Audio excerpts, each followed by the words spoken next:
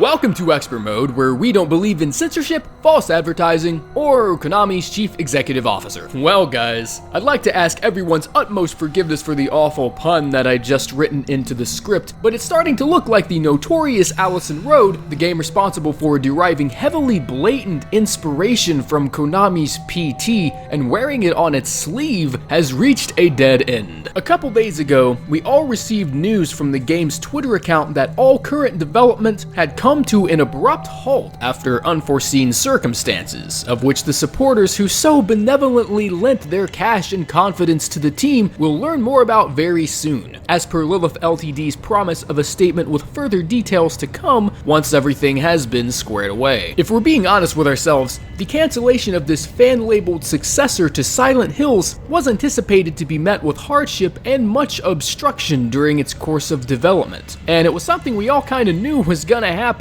but didn't really have the balls to admit to ourselves. After the initial Kickstarter campaign failed to reach its ideal fund, updates on the game that were once consistent and enthusiastic soon began to dissipate, even after a publisher decided to pick them up. The aforementioned lack of funds to make the cogs turn is presumed to be an issue, but the window of time in which the statement of being picked up by a publishing company and the statement announcing that all the elbow grease they put into this project simply went to piss and shit overnight begs plenty of questions about what exactly the hell happened. I speak for a much larger and angrier crowd than simply myself when I boast, I am pissed out of my fucking mind. Talk about staying true to the original project. There were plenty of additions to the walk around in a creepy ass house subgenre of horror, but Allison Road was one that seemed to protrude from the mediocrity welcomed in by the trend. For starters, those of you that may not be familiar with how intense PT actually was, please enclose yourself in a completely dark room and start filling your pants with shit. That'll about do it. As most know, the reason the Kickstarter went down wasn't because it was a total and complete fucking bust. Yes, the quantity of cash in which they desired was not met, but the Kickstarter campaign was taken down before it even finished because of Team 17 and their agreeance to taking the reins on the game and driving it to where they believed it needed to go. The speculation working around the news currently is a simple answer to the question, saying that the funding given by the publisher may have gotten cut pretty badly at one point, and Lilith Ltd is just waiting until now to finally speak up about it because of their fervence to see the game finished and on the shelves.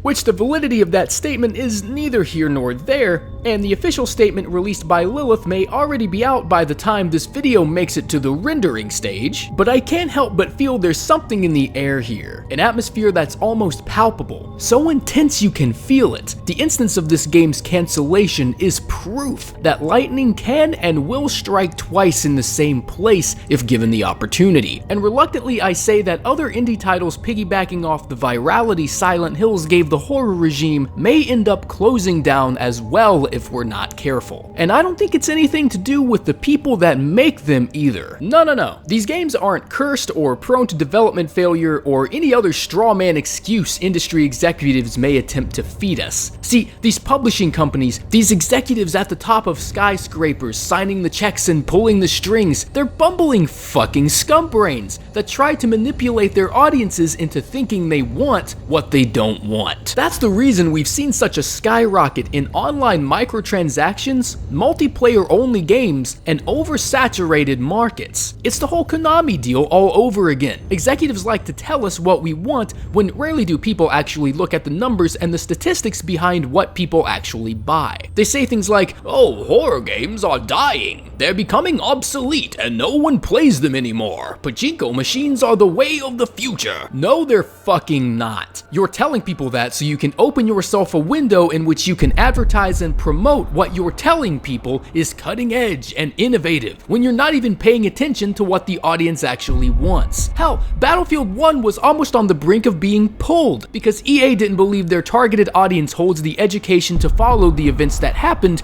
in World War I, because I totally play video games to get a fucking history lesson. If we didn't have these conniving bastards sitting atop their lavish thrones with fat wallets and a fatter ego, games like Silent Hills and Allison Road wouldn't have to fight to earn a spot on the shelf. It was just one day decided for us by a higher up that horror games just sucked and were obsolete, and it took an outcry of horror fanatics to put that excuse to rest and actually start proving people wrong. We believe other people need to see this bullshit, so please like and share the video so we as a whole can make gaming great again. See you next week.